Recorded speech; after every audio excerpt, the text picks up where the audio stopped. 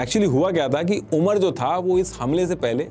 कई बार पुलिस वालों को धमकियां देता था। रैंडम नंबर से उमर ने बहुत पहले एक बार पुलवामा का एक पुलिस ऑफिसर था, उसको व्हाट्सएप पे एक मैसेज भेजा था। उसमें एक पिस्तौल का इमोजी बनाया था और उसमें नीचे लिखा था, हाय जानू, मैं तुझे तेरे घर आकर मार दूंगा। और ये मैसेज भेजने के बाद ये नंबर स्विच ऑफ हो गया था। तो वो जो पुलिस ऑफिसर था उसने ये नंबर हाय जानू से सेव करके साइबर सेल में ट्रैकिंग पे लगवा दिया था। और ये जो मैसेज उमर ने भेजा था आगे चल के यही इसको भारी भी पड़ता है, क्योंकि जब ये हमला हो गया था तो उसके बाद उमर को अर्जेंट बात करने के लिए नंबर चाहिए थे। तो उमर ने क्या किया, हमले के बाद यानी कि 27 मार्च 2019 को उमर अपने इसी हाय जानू वाले नंबर को खोल लेता है और जैसे ही नंबर खुलता है साइबर सेल के मॉनिटरिंग सिस्टम में हाय जानू का मैसेज रिफ्लेक्ट हो जाता है और उमर की लोकेशन जो कि थी सुत्सू कलान नौगाम के साउथ वेस्ट में बडगाम की तरफ डिटेक्ट हुई और फिर इस लोकेशन पे जाके उमर को मार दिया जाता है। अब उमर को मार तो दिया था लेकिन इंडियन फोर्सेस को बिल्कुल पता नहीं था कि उन्होंने गलती से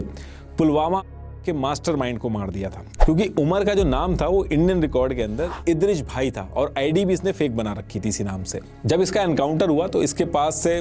M4 rifle, iPhone, Samsung note S9 plus मिला, लेकिन ये दोनों फोन उसने एनकाउंटर जब हो रहा था उससे पहले ही तोड़ दिए थे। तो पुलिस जो थी उसने इस एनकाउंटर को इतना सीरियसली नहीं लिया। सब लोगों का ध्यान पुलवामा के मास्टरमाइंड को ढूंढने में था और उमर के पास से जो टूटे मोबाइल वगैरह मिले थे उसको Jammu and Kashmir police station में जाके ऐसे ही रख दिया गया था, कोई चेक भी नहीं करवाया। तो कहने का मतलब है कि इंडियन एजेंसीज जो थी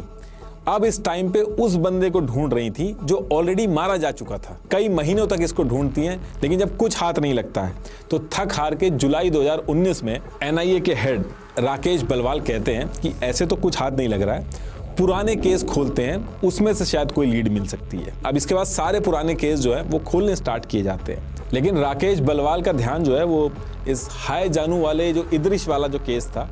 इसकी तरफ जाता है। उनको लगता है कि जो इदरिश भाई है ये कोई बड़ी मछली हो सकता है और ऐसा वो इसलिए कहते हैं क्योंकि जब इसका एनकाउंटर हुआ था तो इसके पास से M4 राइफल मिली थी जो जनरली जैश ए मोहम्मद की जो लीडरशिप होती है वो यूज़ करती है।